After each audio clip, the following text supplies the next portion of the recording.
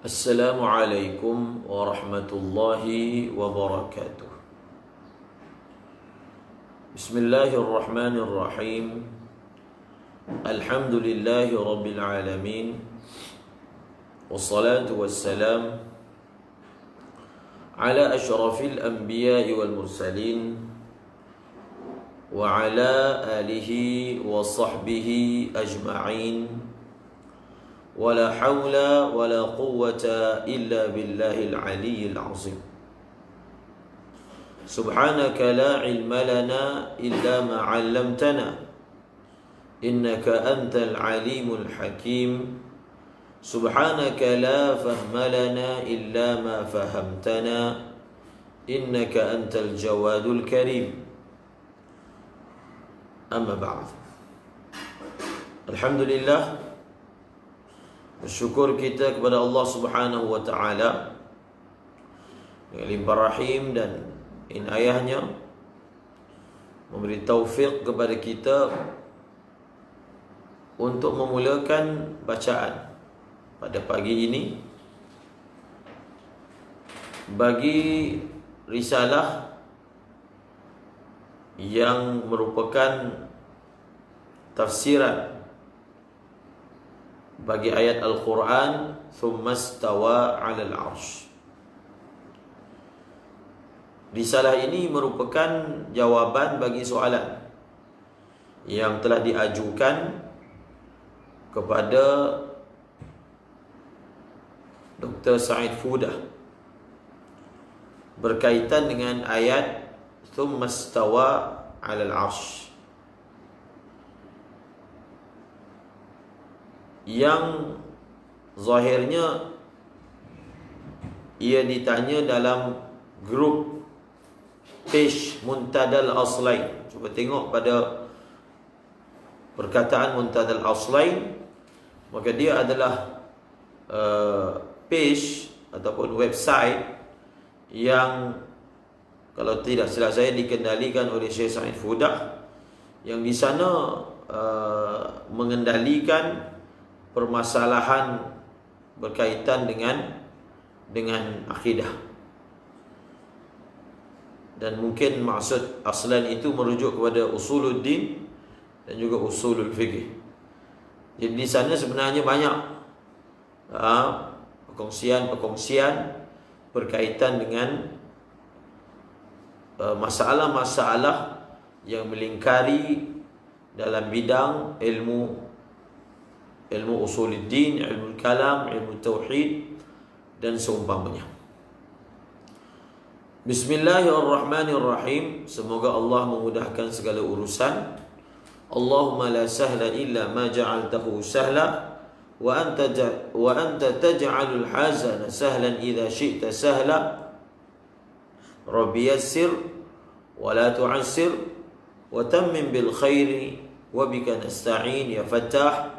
Rabbi yassir wa la tu'assir wa tammim bil khairi wa bika nasta'in ya Fattah.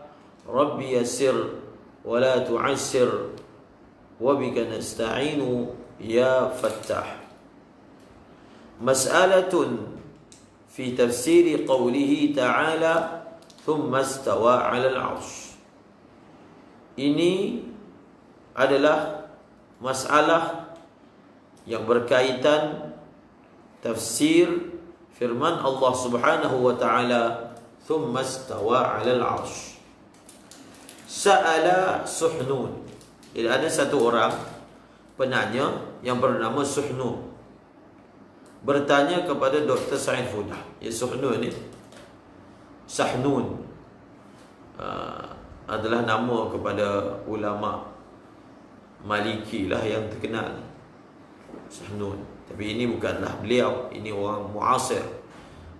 Bertanya kepada Dr. Said Fudah. Cuba tengok soalan yang ditanya. As-su'al, sin as-su'al. Ma ma'na ar-Rahmanu 'alal 'arsy istawa?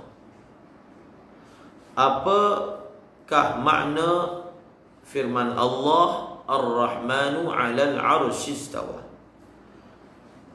Hal hunaka sifatun lirrahmani tusamma al-istiwa'a?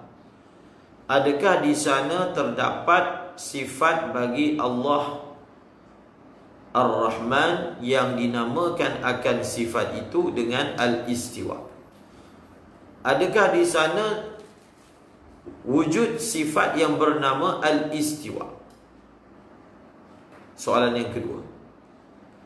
Wa in kanat sifatan la budda an takuna qadimatan wal 'arsyu muhdathun فكيف يمكن أن تتعلق صفة قديمة بمحدث. Soalan yang ketiga ini sangat mantap dan sangat ilmiah. Soalan yang ketiga berbunyi, sekiranya terdapat sifat, sekiranya wa in kanat sifatan, ay wa in kanat kalimatul istiwa, ataupun wa in kanat sifatal istiwa'i sifatan, atau wa in kanat kalimatul istiwa sifatan. Sekiranya istiwa itu adalah sifat. Kalaulah kita mengatakan istiwa adalah sifat kepada Allah, la budda, semestinya dia adalah qadim. Sifat Allah qadim, seperti mana zatnya qadim. Sedangkan wal arsyu, sedangkan arsy itu baharu. Soalan yang beliau ingin tanya, bagaimana mungkin sifat yang qadim berta'alluq dengan perkara yang hadis ataupun muhdath? Dalam ayat Al-Quran berbunyi, Ar-Rahmanu 'alal 'arsy istawa. Ar-Rahmanu 'alal 'arsy istawa. Jadi 'alal 'arsy jar majrur muta'alliq kepada istawa. Summa istawa 'alal 'arsy. Maka kalaulah kita mengatakan istawa itu adalah sifat bagi zat Allah Subhanahu wa taala, apabila ia adalah sifat bagi zat Allah, maka tidak dapat tidak, ia adalah qadim. Dan kalaulah ia adalah begitu, bagaimana boleh berta'alluq sifat yang qadim atas benda, atas perkara yang hadis, perkara yang baharu. Arash baharu, makhluk. Arash baharu dan makhluk. Ini tiga soalan yang ditanya.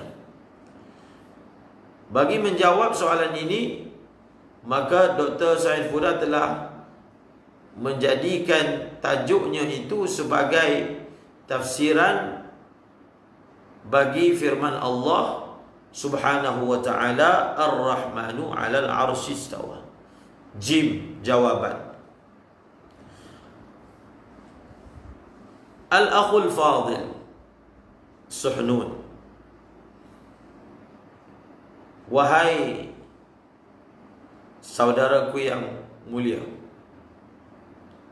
Suhnun, qultu fi kitabi Duraril Faraidi.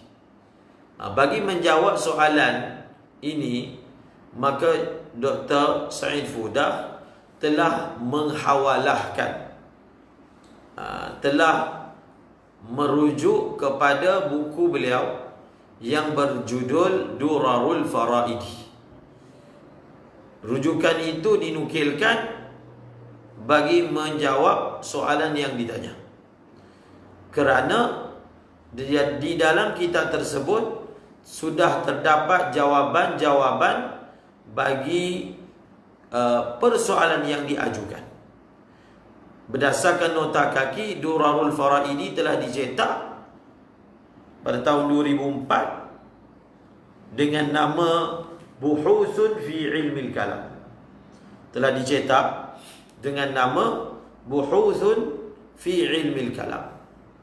Boleh dapatkan kitab tersebut, dan di sana ada pelbagai masail yang berkaitan dengan ilmu kalam.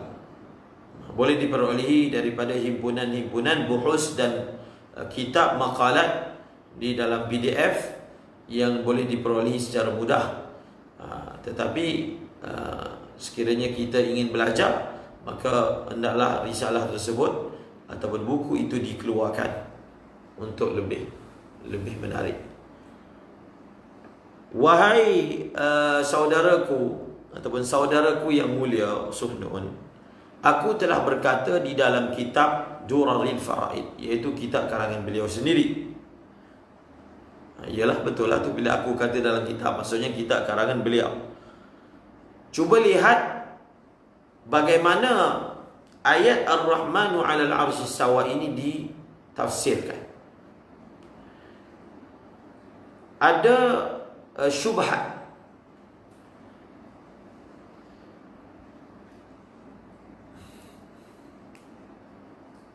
Sabahun Nur, Sabahun Mubarak, Ustaz Daris. Alhamdulillah.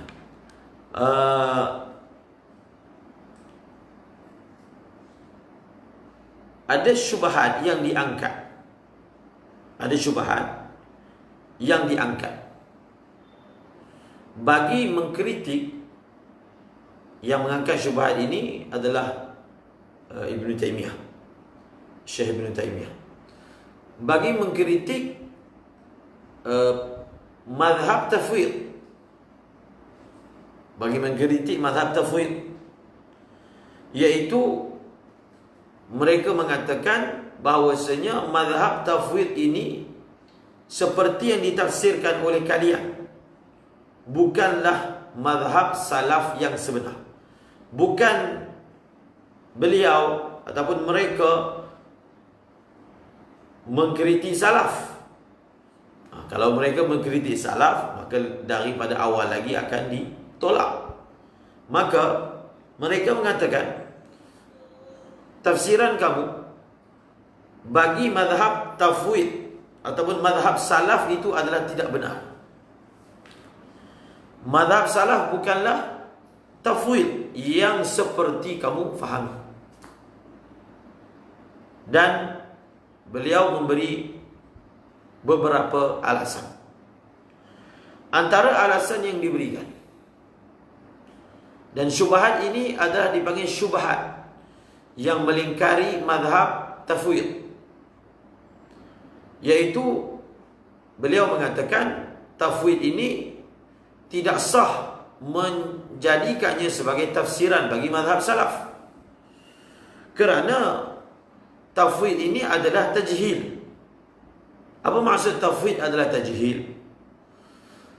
Tafwid kalau ditafsirkan seperti yang kamu tafsirkan dengan memberi erti, kita ambil satu contoh perkataan istawa. Perkataan istawa adalah perkataan yang tidak diketahui maknanya. Tidak diketahui makna menurut kamu. Jadi apabila ia tidak diketahui maknanya, ia bertentangan dengan firman Allah. Al-Quran ini diturunkan untuk faedah manusia. Untuk faedah manusia. Faedah ini, mendapat faedah adalah cabangan daripada tahu makna. Mendapat faedah daripada sesebuah ayat adalah merupakan cabangan ataupun dia adalah thamarah, hasil daripada tahu makna. Fasa pertama tahu makna, fasa yang kedua mendapat faedah. Mendapat faedah daripada ayat Al-Quran. Dan di dalam banyak ayat Allah Subhanahu wa taala telah berfirman yang mafhum firman-firman tersebut, ayat-ayat Al-Quran ini diturunkan dalam keadaan jelas. Dan Rasulullah sallallahu alaihi wasallam datang untuk menjelaskan ayat Al-Quran. Maka mazhab tafwid kalau ditafsirkan sebagai tidak mengetahui maknanya, maka ia bertentangan dengan konsep ilmu dan konsep jelas konsep hidayah, petunjuk, hudan yang disifatkan oleh Allah bagi Al-Quran Al-Karim. Itu syubhat yang diangkat.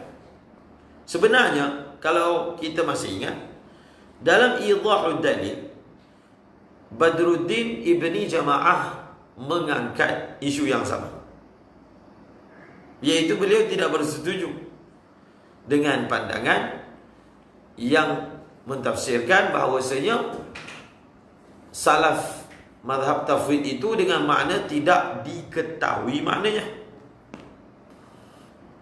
Secara ringkasnya beliau memberi alasan yang sama.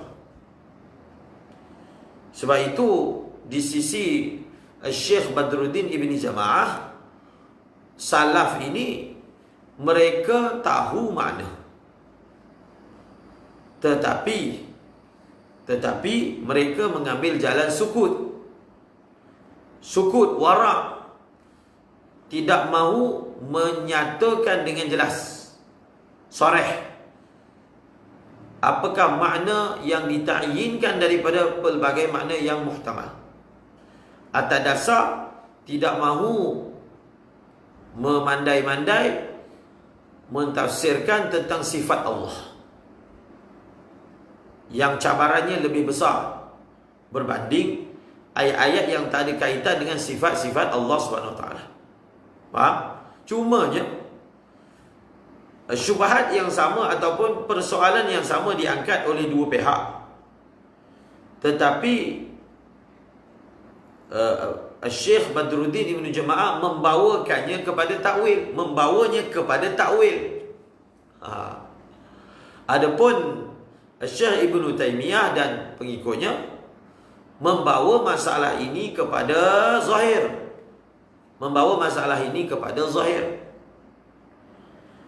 Antara jawapan-jawapan yang diberikan bagi menjawab iskal ataupun syubhat tersebut, maka kita menyatakan bahawasanya maksud daripada Al-Quran adalah iaitu manusia mendapat sesuatu daripadanya, mendapat istifadah daripadanya.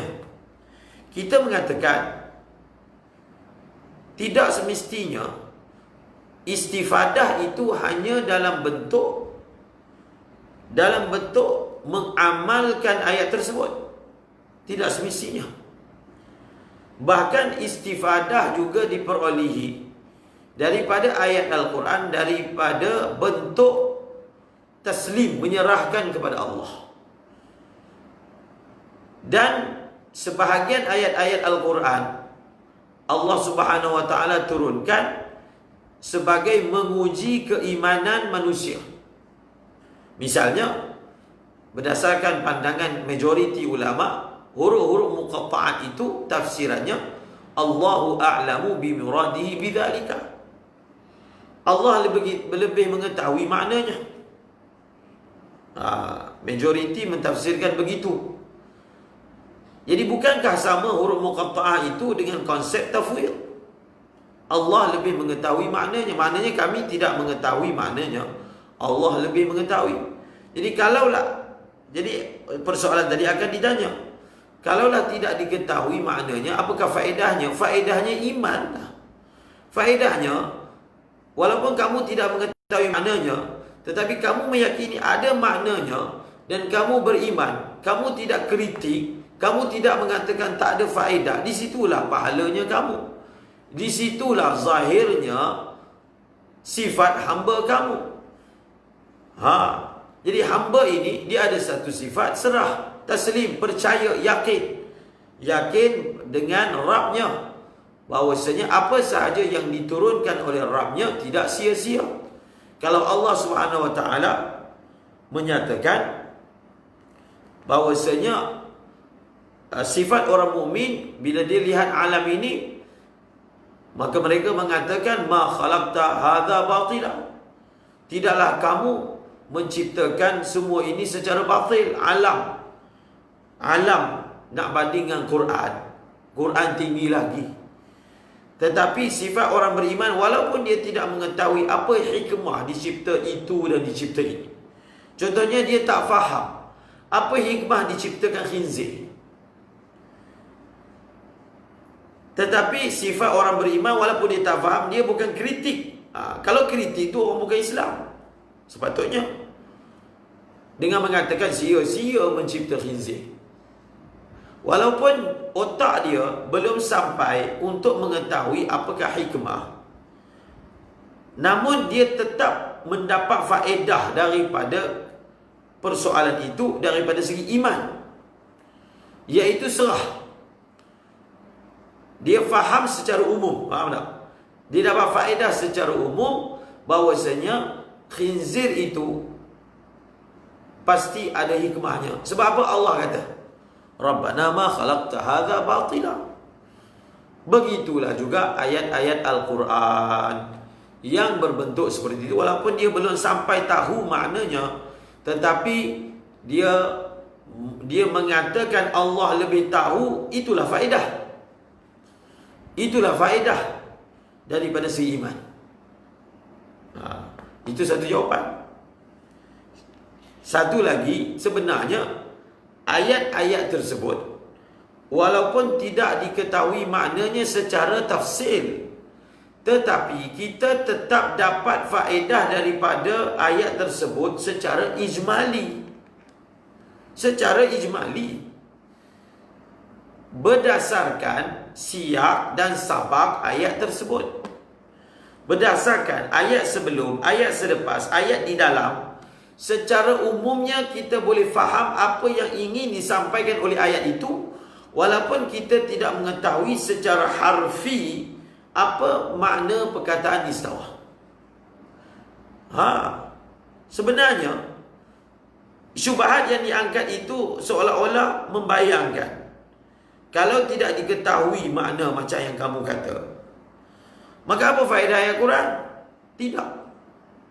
Sebenarnya walaupun tidak diketahui apakah makna secara harfi bagi perkataan istawa misalnya, tetap dapat diketahui makna ayat itu ataupun apa semangat yang ingin disampaikan oleh ayat itu, ayat tersebut, berdasarkan siyak dan sabak. Berdasarkan apa? Berdasarkan konteks ayat itu, dengan melihat sebelum dan selepas. Dan itulah hakikatnya. Jadi antara cara ataupun modus operandi untuk menisbahkan mazhab tafwid itu sebagai tajhil, digunakan perkataan tajhil. Faham tak? Digunakan perkataan tajhil sebagai tahwil. Ingat balik, digunakan perkataan tajhil itu untuk nampak macam buruk sangat tafsiran tafwid berdasarkan yang mereka kata. Sedangkan bukan seperti itu. Itulah dipanggil cara ataupun modus operandi dengan menjadikan keadaan itu sebagai tajhil. Jadi bila orang kata jahil, nampak memang wajarlah, nampak memang tak patutlah bahawasanya Al-Quran itu bersifat jahalah. Sedangkan tidaklah keadaan sebenar seperti yang digembar-gemborkan. Tidaklah yang hakikat sebenar seperti yang digembar-gemborkan. Maka kenapa saya sebut mukaddimah ini? Untuk menyatakan itulah kaedah permulaan yang digunakan oleh pengarang ataupun tuan punya kalimah untuk menjelaskan ayat Al-Quran ini, iaitu mukaddimah dia. Sebelum kita masuk secara lebih terperinci, kita perlu baca ayat Ar-Rahmanu 'alal 'arsy istawa, ayat sebelum dengan ayat selepas, untuk membantah mereka yang mengatakan mentafsirkan tafwid seperti tafsiran kamu adalah tajhil, mengatakan ayat Al-Quran ini tak ada faedah. Kamu yang kata, bukan kami yang kata. Kamu yang kata. Jadi ini pun ini pun jenis-jenis perbahasan sebahagian orang. Mereka mentafsirkan perkataan kita bukan dengan maksud yang kita inginkan, kemudian memaksakan perkataan itu wajib kita ikuti. Mengapakah tafsiran kamu itu dijadikan sebagai tafsiran berautoriti, lalu memaksakan semua orang memakai tafsiran kamu?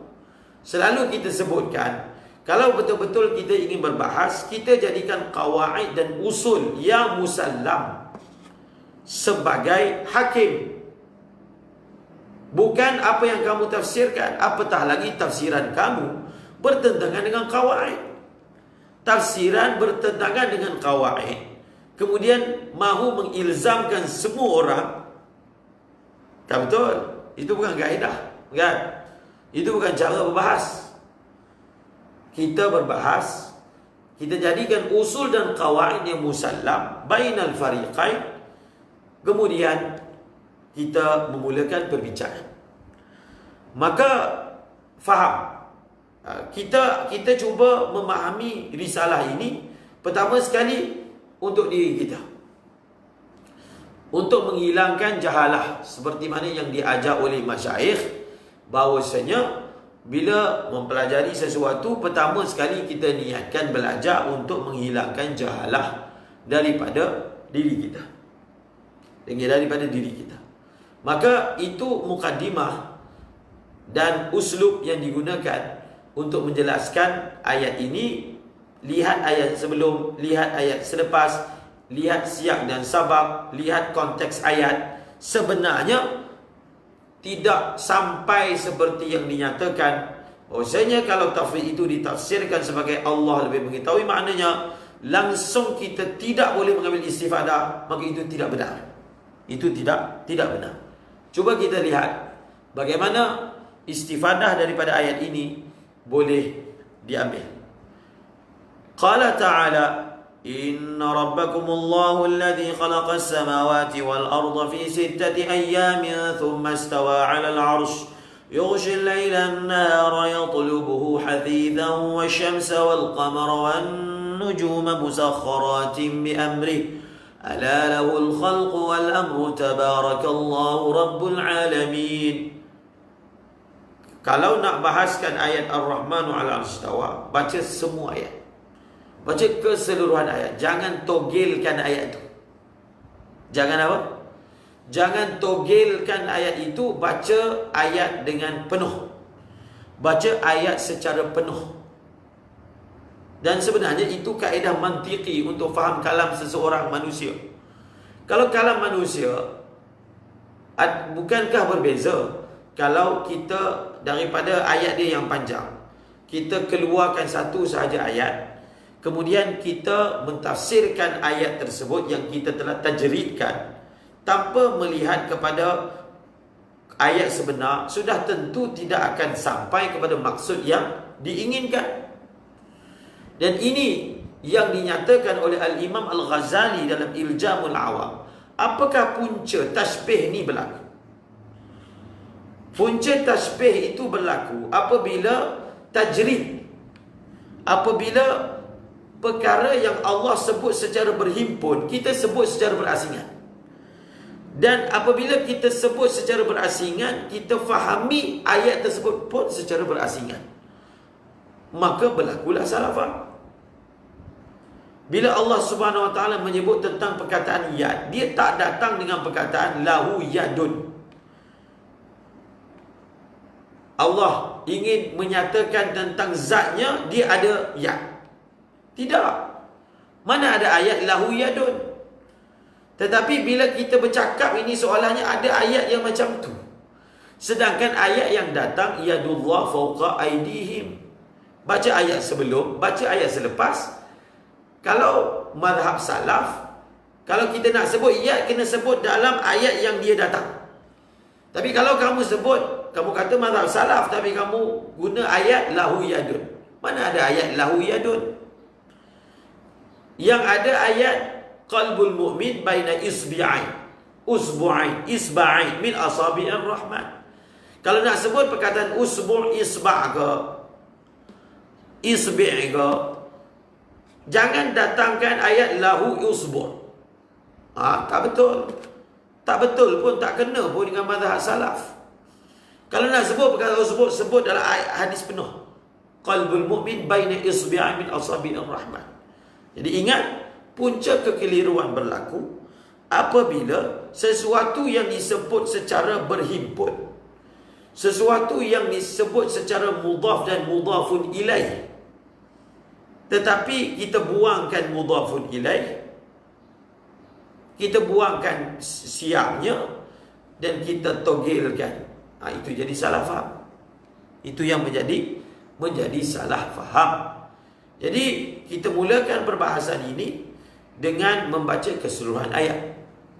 Inna rabbakumullahu alladhi khalaqas samawati wal arda fi sittati ayyamin thumma istawa 'alal 'arsy yughshi al-laila an-nahara yatlubuhu hasisa wasyamsa wal qamara wan nujuma musakhkharatin bi amrihi ala lahul khalqu wal amru tabarakallahu rabbul alamin.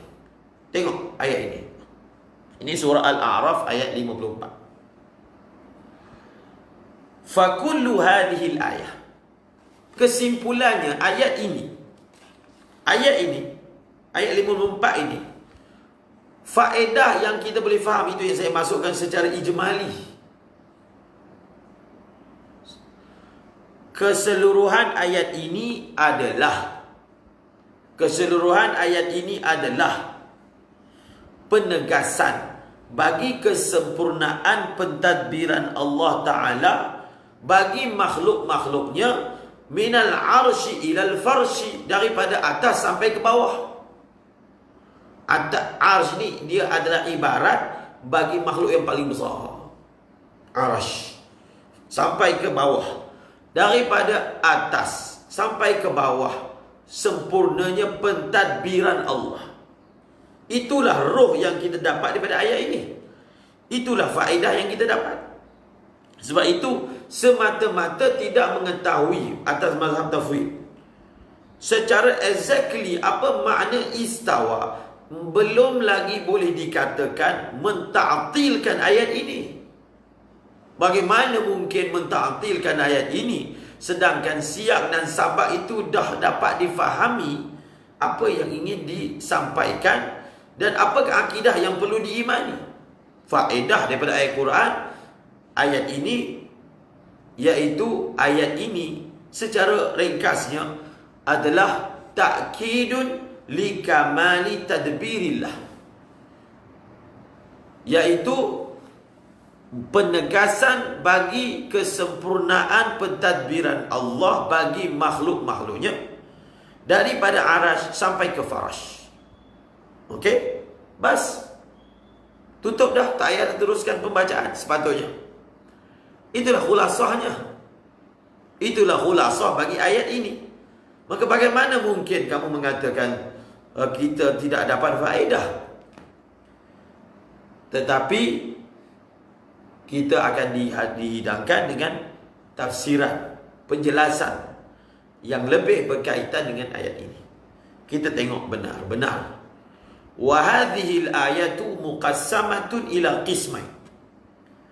Al-awwalu bayanun anna Allah Ta'ala huwa khaliqul kauni la khaliqa lahu siwah. Bahagian pertama ayat ini, yaitu ayat inna rabbakumullahu alladhi khalaqas samawati wal ardh. Bahagian pertama ayat ini menyatakan bahawasanya Allah Ta'ala adalah pencipta bagi kaun, alam, bagi kainat, makhluk-makhluk. Tiada pencipta selain daripada Allah.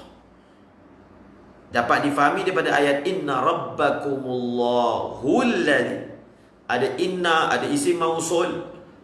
Maka ayat ini adalah ayat datang dalam jumlah ismiyah untuk isbatkan apa? Untuk mengisbatkan pengkhususan ataupun khaliqiyah.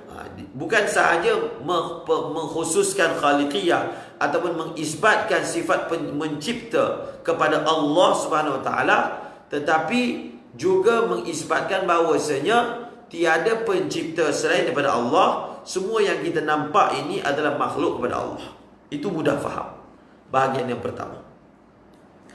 Bahagian yang kedua daripada ayat ini, yaitu yughshi al-laila an-nahara yatlubu hafizan wasyamsa wal-qamara wan-nujuma musakhkharatin bi amri ala lahul khalqu wal amr. Bahagian yang kedua daripada ayat ini adalah menyatakan bahawasanya Allah mentadbir, mudabbir. Allah adalah apa? Mudabbir. Mudabbir yang bagaimana? Yang hakim, yang bijaksana bagi makhluk-makhluknya, yang tidak terselindung daripada, tidak terlepas daripada ilmunya dan pentadbirannya sesuatu pun, sama ada kabura am saghura. Bayanun anna Allah ta'ala mudabbirun hakimun lil makhluqati la ya'zubu an ilmihi wa tadbirihi syai'un kabura am saghura.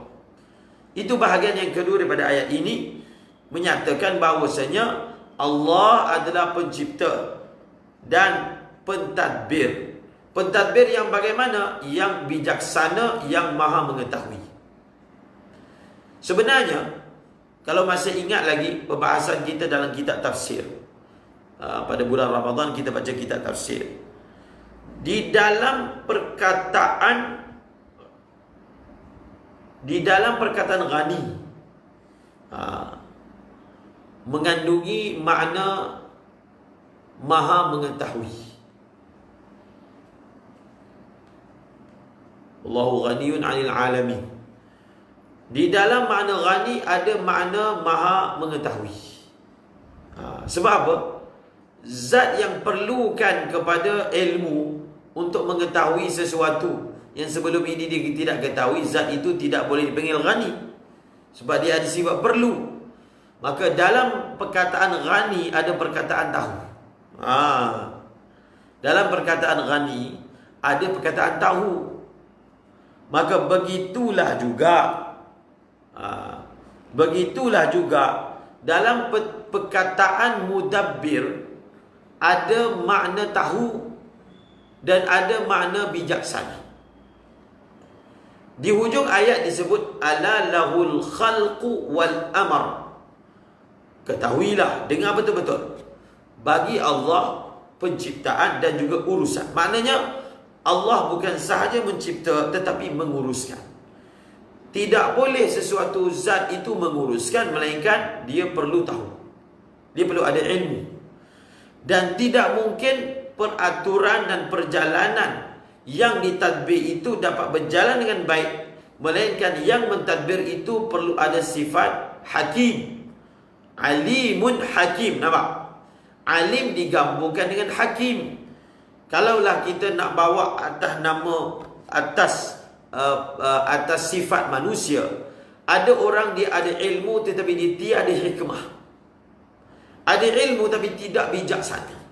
Dia tahu tapi tidak bijaksana. Saya selalu ulang dalam pengajian kita, ada orang dia berilmu tapi tidak bijaksana. Dia belajar kat satu negara, tetapi bila dia balik kat negara dia tidak bijaksana. Kalau dia amati, sebenarnya dia berteleku di dalam teks tanpa memahami keadaan yang sepatutnya dia buat apabila berada di kalangan masyarakat dia. Maka Allah Subhanahu Wa Taala mencipta dan Rabb. Rabb ni makna mentadbir. Dalam perkataan Rabb itu ada makna alim, dalam perkataan Rabb itu ada makna hakim. Tidak mungkin menjadi Rabb yang mentadbir dengan begitu sempurna, melainkan pertama paling asas ada ilmu, yang kedua mempunyai hakim, bijaksana. Okey. Maka secara umumnya roh ayat ini kita dah tahu dah. Kita dah dapat suatu akidah, suatu rasa sedap, rasa hening mengetahui tentang Allah. Bas, memadai. Bas, ia sudah apa? Ia sudah memadai. Tetapi masih lagi diteruskan pensyarahannya. Setelah kita mengetahui dua kisim dan dua bahagian bagi ayat ini, maka lihat penjelasan seterusnya. Fa fi awwalil ayati yu'akkidu Allah Ta'ala annahu khaliqul lis-samawati wal ardi thumma ba'da dhalika lam yatrukha bila tadbir bal qudratullah ta'ala mumsikatun bikulli ma fil kauni ala ahkami wajhin. Di dalam ayat yang pertama, bukan di dalam ayat pertama, di awal ayat Allah menegaskan bahawasanya Dia adalah zat yang mencipta langit dan bumi.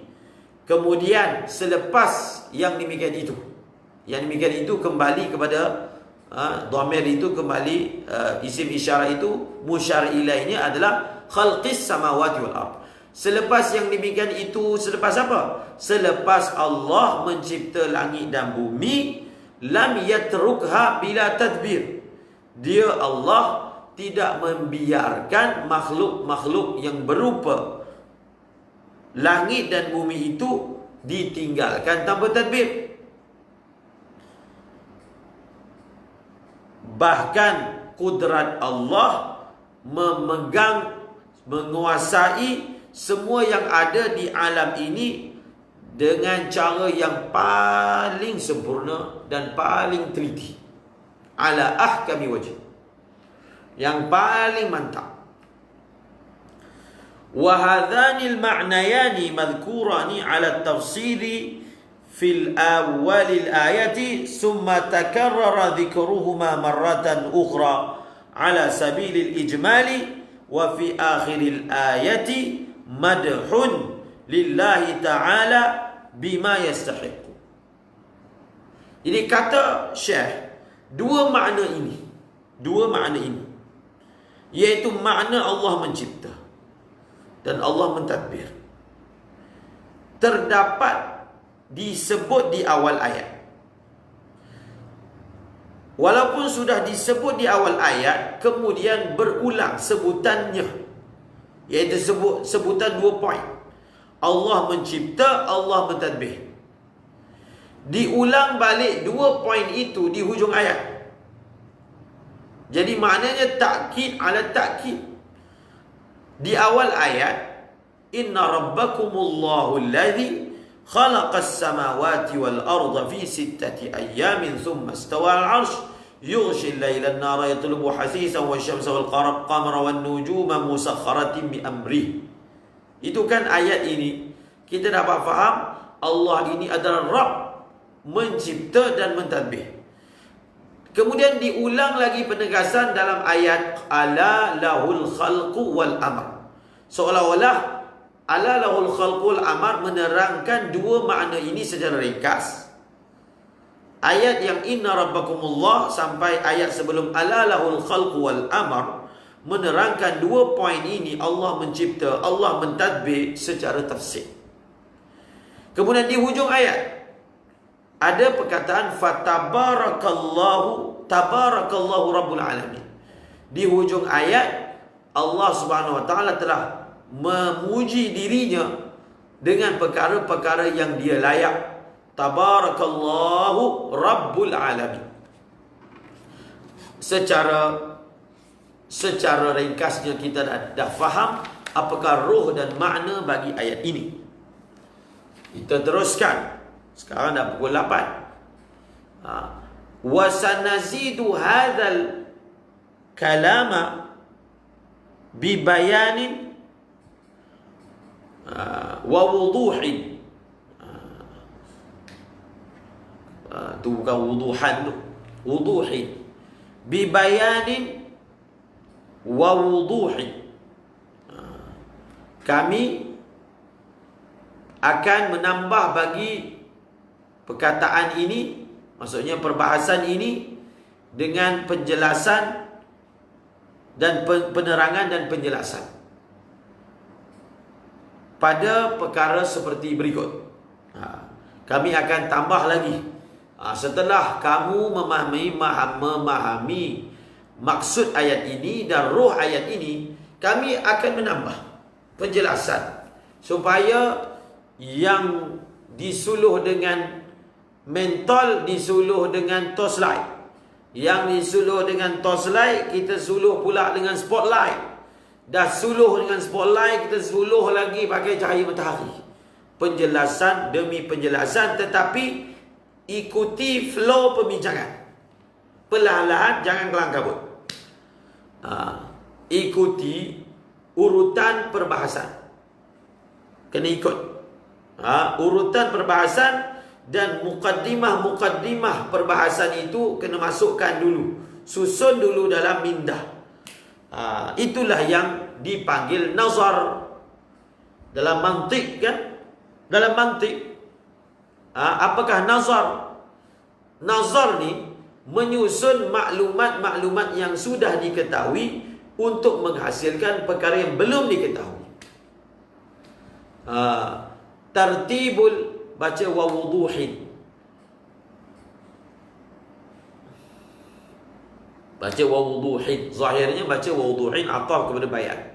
Okey? Kita kalau nak fikir satu perkara, nazar, maka kan diberi ta'rif. Maksud daripada nazar, nazar ni dia adalah wasilah dan alat yang mana dia menyampaikan kepada sesuatu, iaitu menyusun maklumat-maklumat yang sedia ada untuk litahsili majhuli, untuk menghasilkan benda yang tidak diketahui, dan perkara yang tidak diketahui diubah jadi perkara yang diketahui. Jadi dipanggil al-ilmu murattabun ala nazar. Pengetahuan itu adalah samarah daripada berfikir. Tartibul fikri, menyusun fikir. Maka ikuti flow urutan perbahasan ini dengan baik. Yang dah dibacakan, fahami, hadamkan dengan baik untuk kita pergi lebih ke hadapan membahaskannya.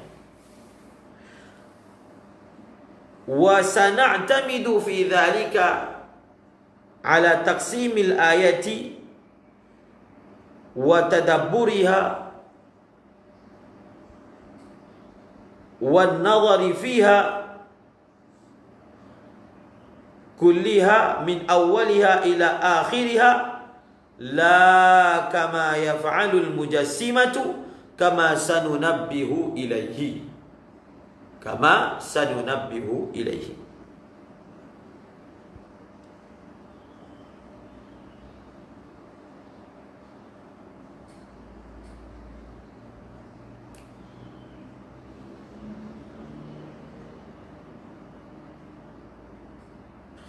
Dan kami akan bersandar pada yang demikian itu. Yang demikian itu kembali kepada apa? Tambahan penjelasan. Pada yang demikian itu tu kembali kepada mazidul kalam bi bayanin wa wuduh. Ziyadatul kalam, ziyadatuna lil kalam bi bayanin wa wuduh. Jadi zalika itu kembali kepada apa? Ziyadatul kalam, ziyadatuna lil kalam bi bayanin wa wuduh. Dan kami dalam rangka menjelaskan, itu cara terjemahannya. Dan kami pada yang demikian itu, iaitu kami dalam rangka kami mahu menambahkan lagi penjelasan bagi perbahasan ini, kami bersandar kepada, maksudnya cara kami nak terangkan ayat ini, kami bersandar kepada pembahagian ayat. Pembahagian yang kami telah buat tadi, itu dijadikan sebagai neraca ketika ingin menjelaskan dengan lebih terperinci bagi ayat ini. Wa sana'tamidu fi dhalika ala taqsimil ayah wa tadabburiha wan nadhari fiha kulliha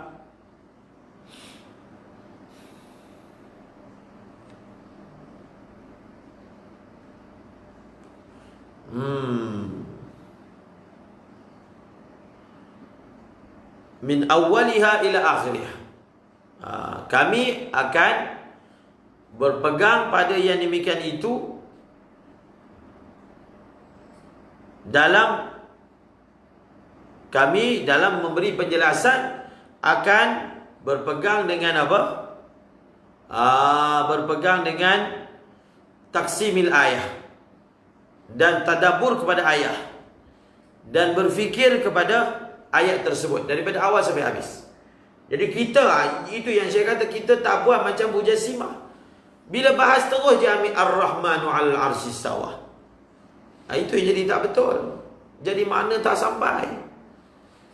Kalau nak faham dengan ikhlas ayat ini, maka kami akan menjadikan pembahagian ayat awal, akhir, dan kita tadabbur pada ayat, kita nazar pada ayat dengan lebih mendalam daripada awal ayat sampai akhir. Jangan ambil Ar-Rahmanu 'alal 'arsy istawa saja. Ambil awal ayat, faham pembahagian ayat, faham roh ayat. Maka di situ kita akan dapat makna yang sebenarnya bagi ayat ini. Kama, seperti mana yang kami akan menjelas, kami akan memberi isyarat kepadanya. Kami akan memberi peringatan, memberi isyarat kepadanya. Tengok, al-ayatu tanqasimu ila kalamin tafsiliyin wa kalamin ijmaliyin. Ini tengok bagaimana Syekh telah mentaksimkan ayat ini. Jadi ayat ini ada 3 taksim. Kalau kita nak bicara tentang ayat ini, pertama ada penjelasan secara tafsir, terperinci. Ada penjelasan secara ijmali, dan ada khatimah munasibah. Maksudnya, dia lebih kurang macam saya sebut tadi. Ayat ini ada kalam tafsili, iaitu ayat inna rabbakumullah sampai ala lahul khalqu. Sebelum ayat ala lahul khalqu ini dipanggil kalam tafsili. Ala lahul khalqu wal amar ini dipanggil kalam ijmali. Dan ayat fatabarakallah, tabarakallahu rabbul alamin, ini dipanggil khatimatun munasibah, penutup yang bersesuaian dengan pangkal ayat. Setelah kita dah nampak dah, okey, ayat ini ada kalam tafsili bermula inna rabbakum, ada kalam ijmali pada ayat ala lahul khalqu wal amr, dan ada khatimatun munasibah, penutup ayat ini, penghujung ayat ini yang berbunyi tabarakallahu rabbul alamin. Sekarang setelah kita mengetahui tiga pembahagian ayat ini, maka kita tafsilkannya. Apa maksud kalam tafsili? Al-ma'na al-awwal, makna yang pertama, wa huwa tafsilu qawlihi ta'ala inna rabbakumullahu alladhi khalaqas samawati wal arda fi 6 ayyam, yaitu perincian firman Allah Subhanahu wa taala yang berbunyi sesungguhnya Tuhan kamu dialah Allah yang telah mencipta langit dan bumi dalam 6 hari. Wa fihi wa fi dzalikal qaul, wa fi hadzal qaul, maksud qaulillah, di dalam firman Allah taala ini terdapat penjelasan bahawasanya Allah mencipta alam ini, bima fihi, bersama, bima ay ma'a ma fihi, ba dengan mana ma'a. Penjelasan ayat yang pertama ataupun bahagian yang pertama menyatakan Allah yang mencipta seluruh alam bersama isinya, bersama isi-isinya. Makna yang kedua,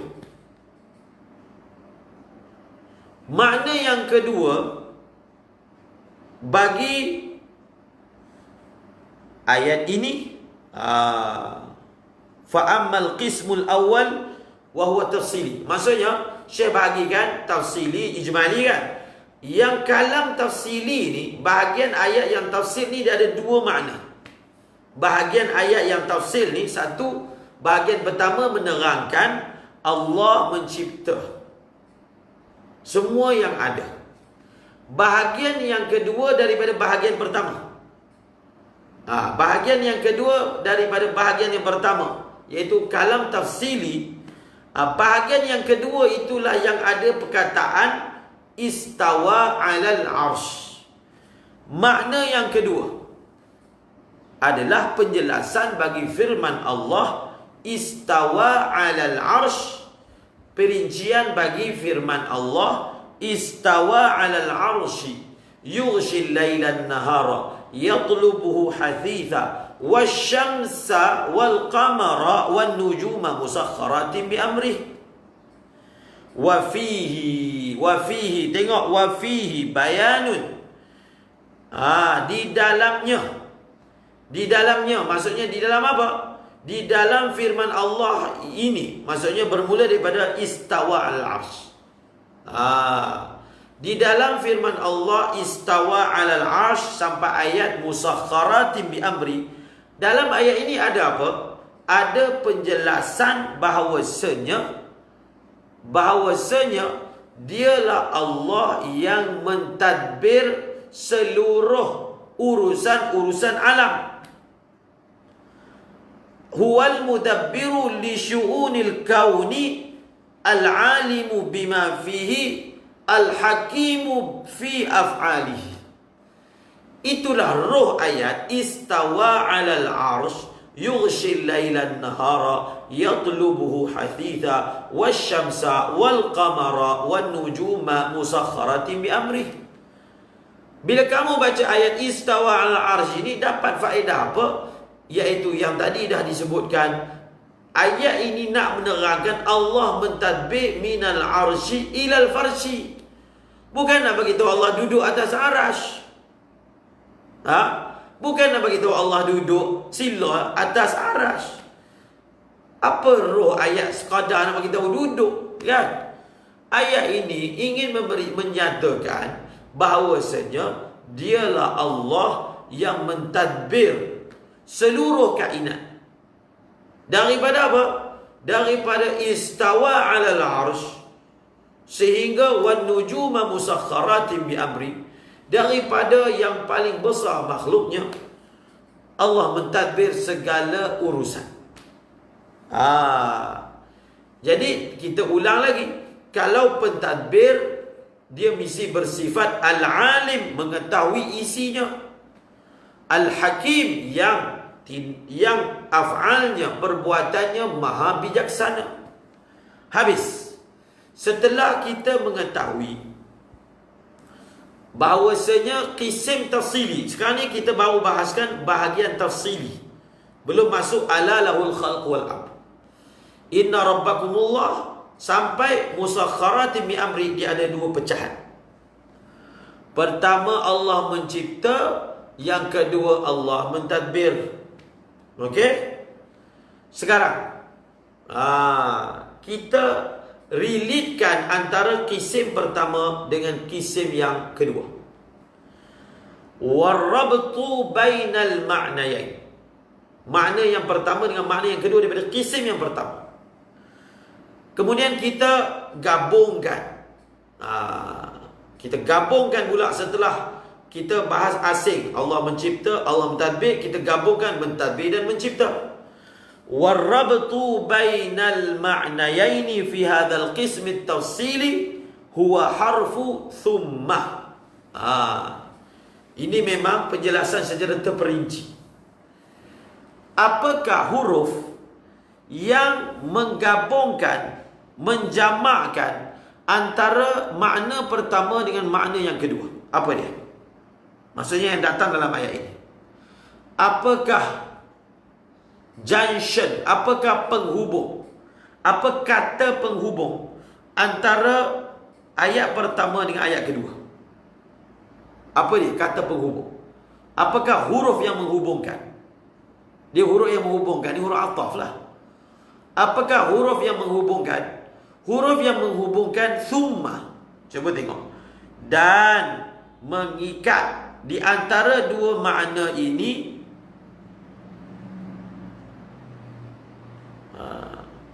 Saya rasa bukan warrabtu. Warrabitu. Zahirnya kita baca warrabitu. Warrabitu. Zahirnya kita baca apa? Warrabitu. Dan bermula yang mengikat. Okey? Tanda tambah perkataan alif, tambah huruf alif. Yang mengikat di antara dua makna di dalam bahagian tafsil ini adalah barulah dia jadi tu mubtada khabar dia. Kalau kita baca warrabtu tak nampak mubtada khabar dia. Kalau kita nak bagi nampak mubtada khabar, subjek predikat, kita tukar, bukan kita tukar, kita tambah alif jadi ar-rabitu. Ar-rabitu yang menghubungkan. Kalau nak baca dengan ar-rabtu, dia ayat dia kena bunyi macam ni. War-rabtu bainal ma'nayaini fi hadzal qismi bi thumma, bi harfi thumma. Okey, baca rabit. Yang mengikat di antara dua makna ini. Dua makna di dalam bahagian tafsil ini adalah huruf summah. Alladhi lahu huna ma'nal waw. Kemudian Syekh kata summa di sini adalah summa tapi maknanya waw. Kita belajar dalam usul fiqh, dalam nahwu ke, summa ini dia sebenarnya sama dengan waw. Dia sama dengan fa, kan? Iaitu dia ni huruf ataf. Huruf ataf sama dengan fa. Tetapi beza dia, kalau waw ini dia al-jam'u, dia menghimpunkan tapi dia tidak memberi faedah tertib. Berbeza dengan fa. Fa ni dia menghimpunkan juga tetapi dia ada makna tertib. Maksudnya ma'tuf alaih datang lebih awal daripada ma'tuf. Ja'a Zaidun fa Amrun, maka maknanya Zaid ma'tuf alaih kan? Dia datang lebih dahulu daripada Amar. Itu faedah fa.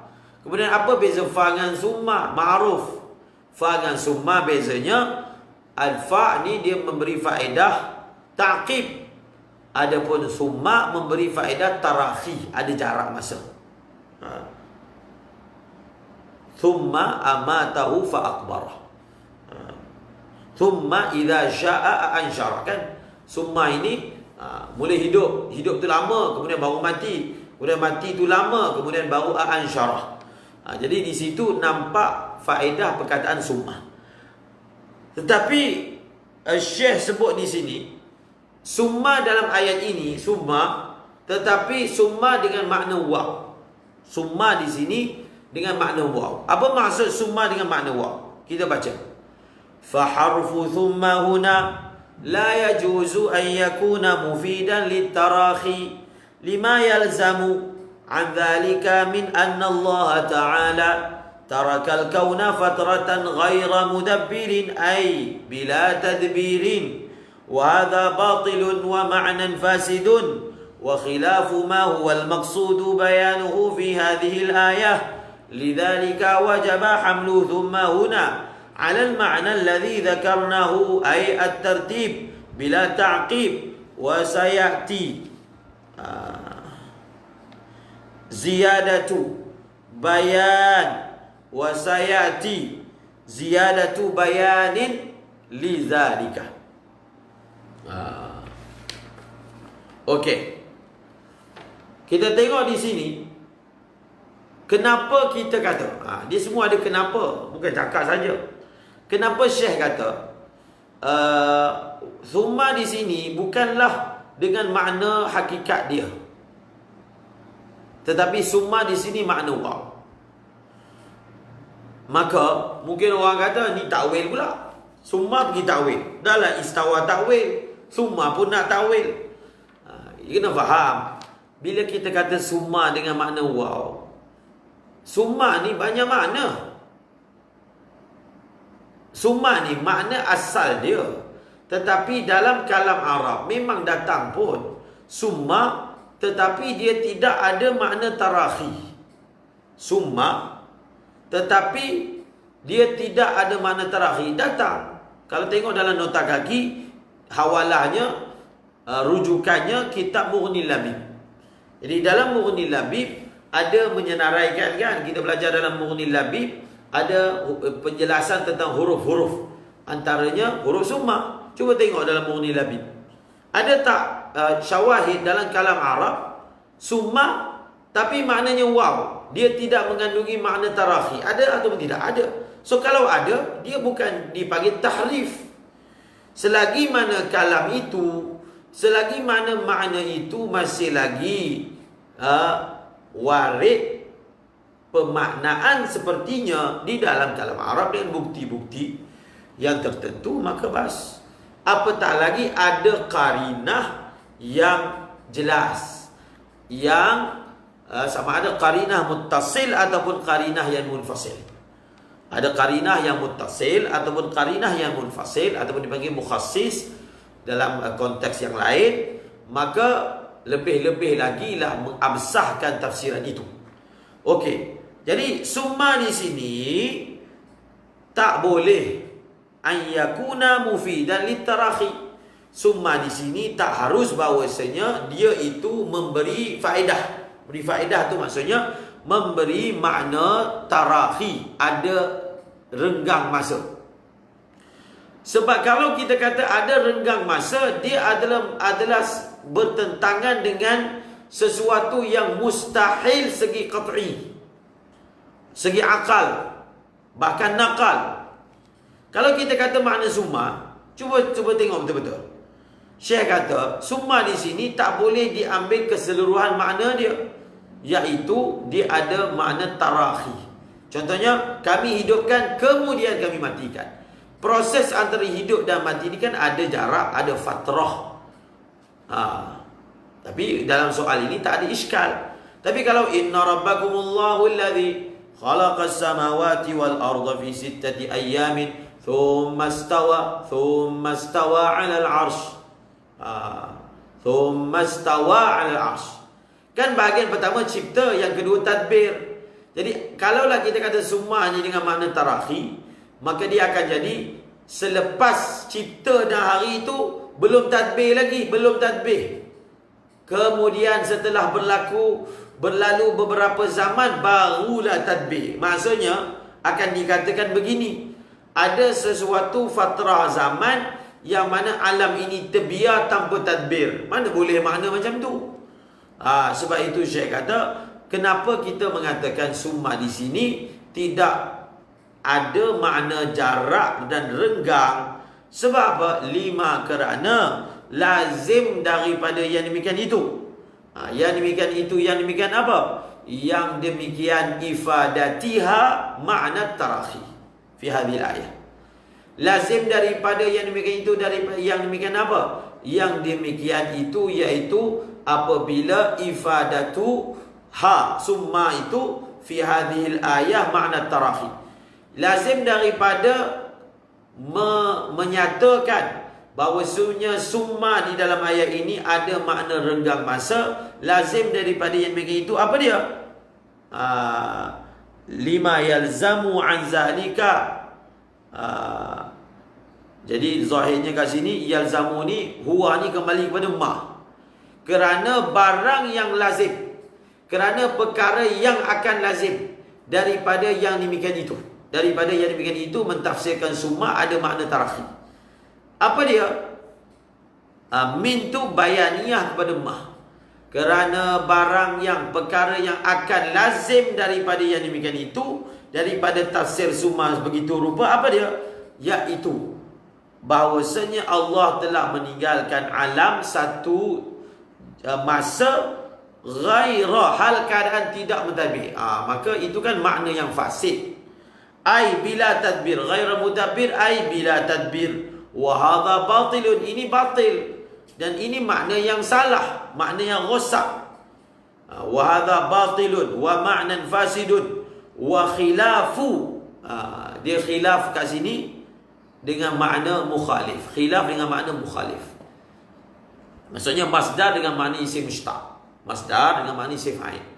Ini adalah batil dan makna yang salah yang bertentangan ia dengan apa yang dimaksudkan penjelasannya di dalam ayat ini. Lizalika, oleh kerana yang demikian itu. Oleh kerana yang demikian itu, oleh kerana apa? Oleh kerana lizalika ay liluzumi ma'nan fasidin min tafsiri summa bima'na tarahi. Banyak pula isim isyarat dalam kitab ni. Ni kitab ni ada kemungkinan tulisan ataupun kalam yang ditulis. Maksudnya syarahan Syekh kemudian ditulis. Saya tak pasti. Tapi saya rasa tulisan. Sebab dia bukan kitab proper. Jadi begitulah ayatnya. Lizalika. Jadi lizalika ni kembali kepada apa? Oleh kerana itu. Oleh kerana liluzumi ma'nan fasidin. Kerana lazimnya makna yang rosak apabila kita mentafsirkan summa dengan makna tarakhi di dalam ayat ini. Apa perlu kita buat? Kaedah biasa. Apabila sesuatu makna zahir daripada perkataan dan huruf dan jumlah, akan lazim daripada memaknakannya dengan makna zahir, lazim daripadanya makna fasid kita takwil. Takwil dalam lingkungan bahasa Arab. Wajaba hamlu thumma huna. Huna mana? Huna dalam ayat ini, huna fi hadhil ayat alal ma'na alladhi dzakarnah. Kena maknakan summa dalam ayat ini macam yang kami sebut. Apa yang kami sebut? Huruf tafsir. Ini dia nak tafsir kepada ma zakarna lah. At-tartib. Tertib bila ta'qib. Ni pun saya iskal juga perkataan ta'qib ni. Saya rasa lah. Sebab ini kan kalau betul-betul proper kita kena tengok dalam kitab Ad-Durar. Tapi saya rasa ta'qib kat sini perkataan yang lebih tepat tarakhi. Bila tarakhi. Bila apa? Sebab tadi kan sebut tak ada makna tarakhi, tiba-tiba main ta'qib pula. Faham tak? Ta'qib ni tak ada fatrah, tak ada senggang masa. Sekarang ni kita dok bahaskan nak nafi senggang masa. Faham tak? Jadi zahirnya kat sini at-tartibi bila tarakhi. Okey? La'alla sawab. Wa sayati ziyadatu bayani zalika. Dan akan datang tambahan penjelasan yang demikian itu. Jadi Syekh dia dah jelas dah. Dia kata akan datang jelas lagi. Kita nampak macam dah jelas kan? Dah, ada panjang lagi. Habis. Jadi kena ikut ni flow. Kena ikut urutan perbahasan. Kita dah dapat faham dah. Sekarang ni kisim yang pertama tafsili ada dua bahagian. Allah mencipta, Allah mentadbir. Allah mencipta dan Allah mentadbir di dalam ayat ini dijadikan summa sebagai rabit yang menghubungkan dua makna. Allah mencipta, Allah mentadbir. Dan summa ini tidak memberi faedah makna apa? Memberi faedah makna tarakhi sebab makna yang rosak bila kita kata selepas Allah cipta alam tu terbiar tanpa ada tadbir. Sebab alam ni selepas dicipta dia tak boleh apa-apa pun melainkan setiap detik dan setiap saat. Sebab itu kita kata alam ini dia bukan macam ahli falsafah kata. Kita belajar dalam kitab Tashilul Mantiq. Mereka ada istilah dipanggil al-uqulul asyarah. Ini ahli falsafah. Uqul asyarah. Akal pertama mencipta, akal kedua, akal kedua, mencipta akal ketiga. Akal ketiga, mana ada evolusi macam tu, automatik je. Mana ada, itu pemikiran sains dan falsafah. Maknanya ibu kepada penciptaan yang pertama. Kemudian dia berevolusi. Kita sebut perkataan evolusi kan. Maka alam ini berevolusi dengan teori Big Bang. Berlaku Big Bang, maka berevolusi.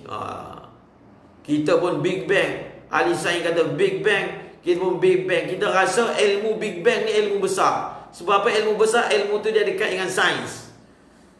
Kenapa orang Islam sebahagiannya, bila ilmu itu datang daripada Al-Quran, dia tak rasa besar. Dia masih rasa tradisional, pelik. Ilmu Al-Quran ni datang daripada Allah. Allah kata. Tapi Allah kata tu sebahagian orang Islam lah. Rasa besar tu tak sama macam ahli sains itu kata. Pakar perubatan itu kata. Bila diidhafatkan kata itu kepada pakar, ahli sains, ahli fizik, teruja tu. Ahli fizik, bila orang sebut ahli fizik, dia dah teruja. Berkata. Ahli fizik berkata. Kenapa bila Allah berkata itu tidak diwazankan, tidak dineracakan rasanya macam kita merasai apa? Perkataan tersebut. Jadi kita bangga kalau teori Big Bang. Walaupun kita pun tak berapa nak faham kan. Berlaku evolusi. Semuanya satu. Yalah, memanglah ada katanya disebut kepada kanata ratqan fafataqnahuma. Ayat ini memberi isyarat kepada Big Bang. Kalau tak ada teori, kita tak perlu pun untuk isbatkan Quran dengan perkara tersebut. Tapi bukan menafikan, tapi jangan membesarkan. Membesarkan dan memaksa ayat Quran supaya sama dengan tafsiran sains yang sifatnya bukan qat'i. Bukan tuduhan, tapi pengalaman. Manusia dah berpengalaman dengan sains, yang sains itu sendiri berevolusi. Bukan pengetahuan sains itu berubah-ubah. Nak kata berevolusi pun tak berevolusi juga. Jadi oleh kerana itu, iktikad kita orang Islam, setiap detik dan setiap saat. Kalau saat itu dia ada saat atas saat. Saat punya saat. Saat itu dipecahkan jadi sejuta. 1/1juta daripada saat. Setiap detik dan setiap waktu, semua makhluk perlu pada Allah. Tidak ada 1 second ataupun 1/juta second yang mana makhluk ini tidak perlukan Allah. Bagaimana pula kalau kita maknakan ada fatrah zaman yang terbiar tanpa tadbir. Okey?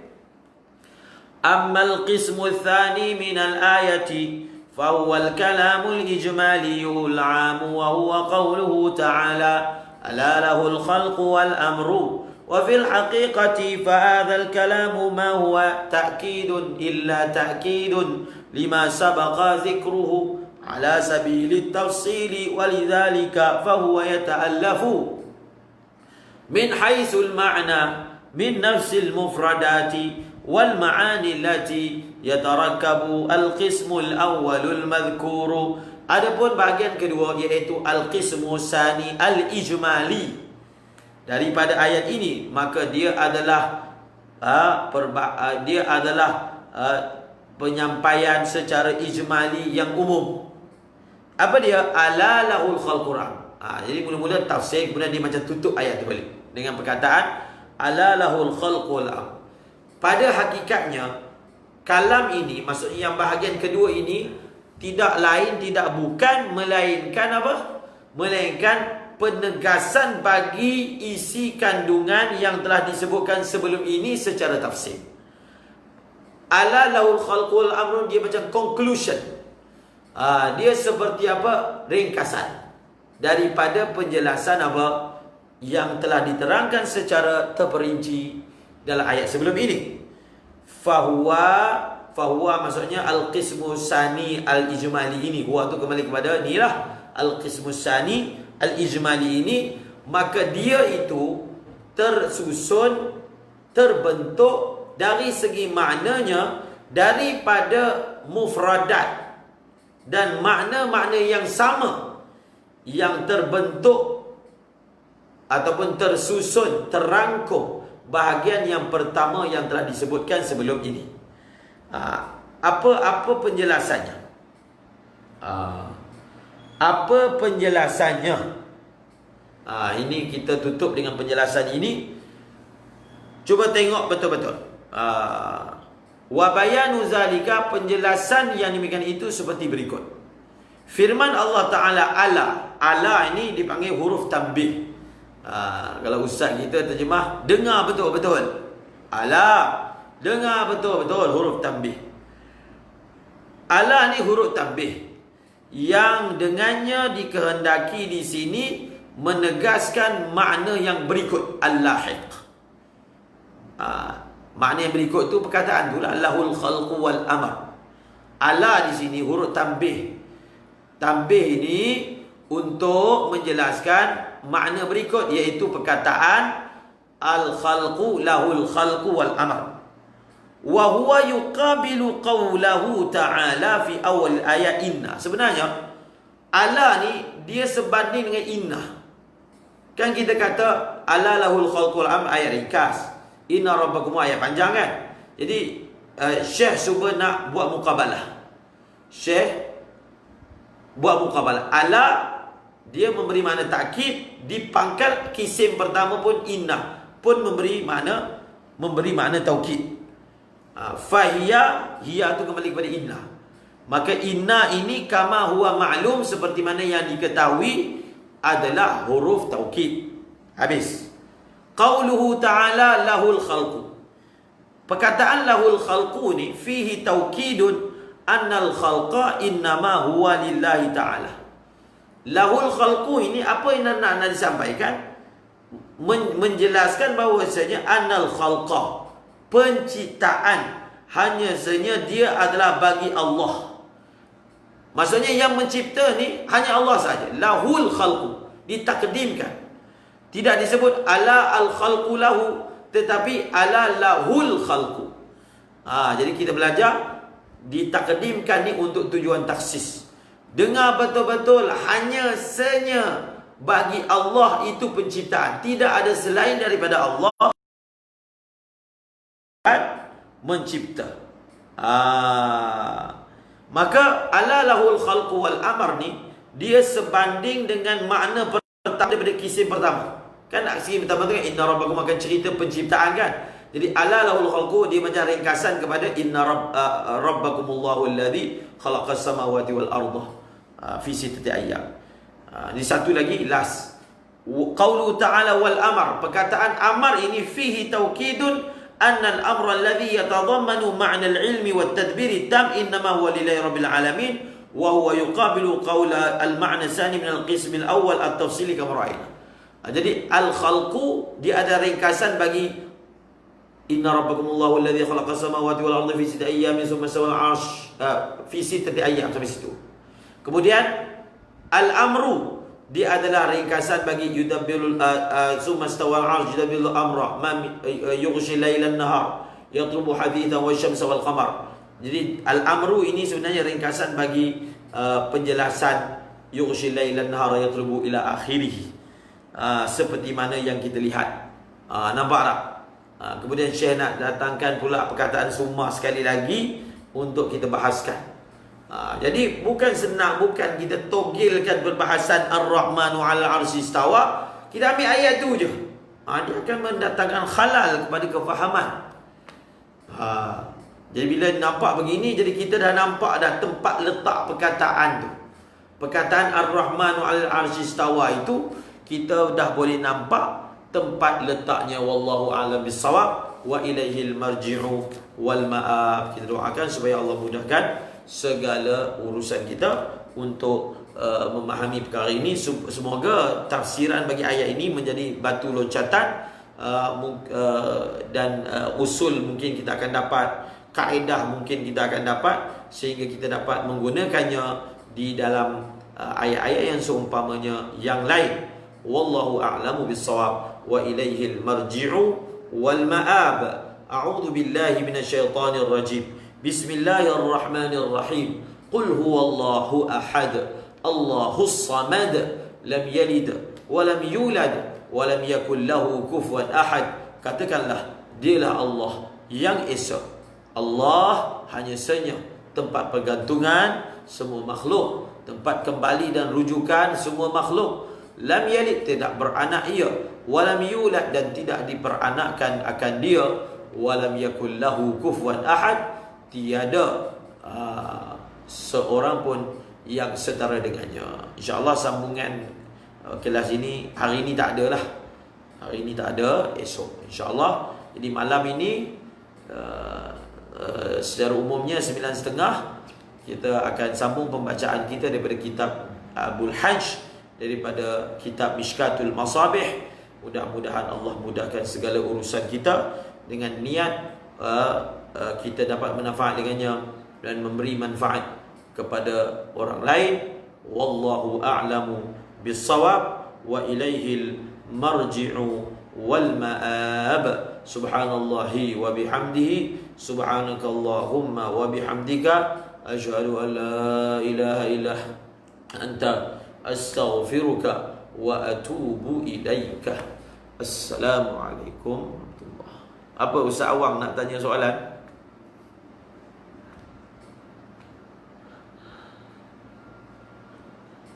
Soalan apa?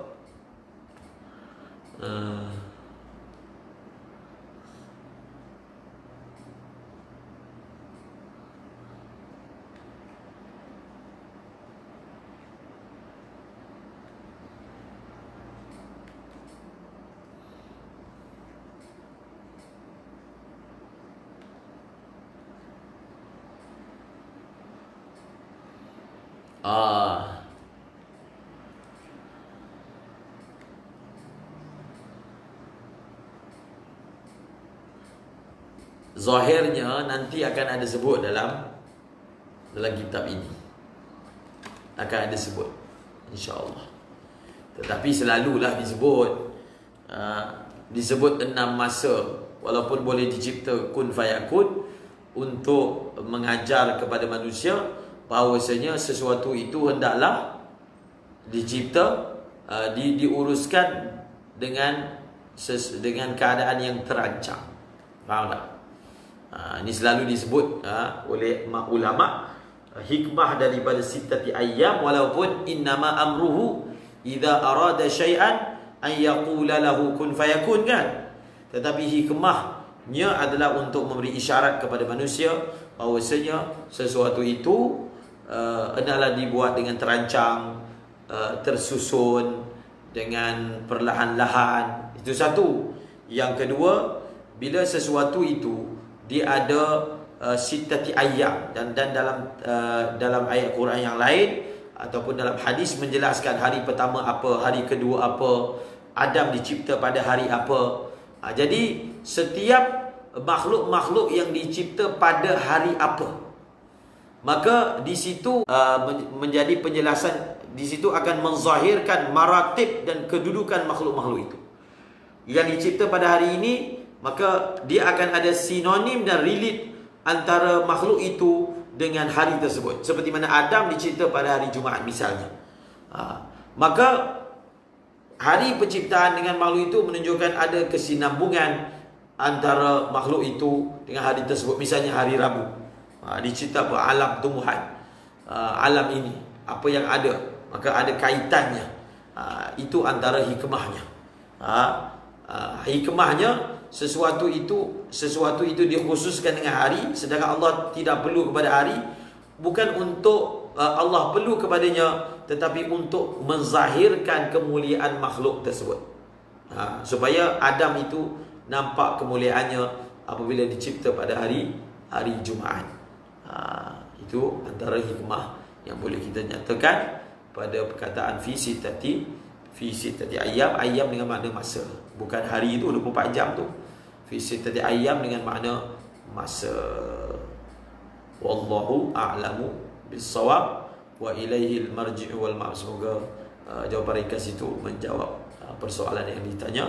Subhanallahi wa bihamdihi, subhanakallahumma wa bihamdika, nasyhadu an la ilaha illa anta, nastaghfiruka wa natubu ilaika.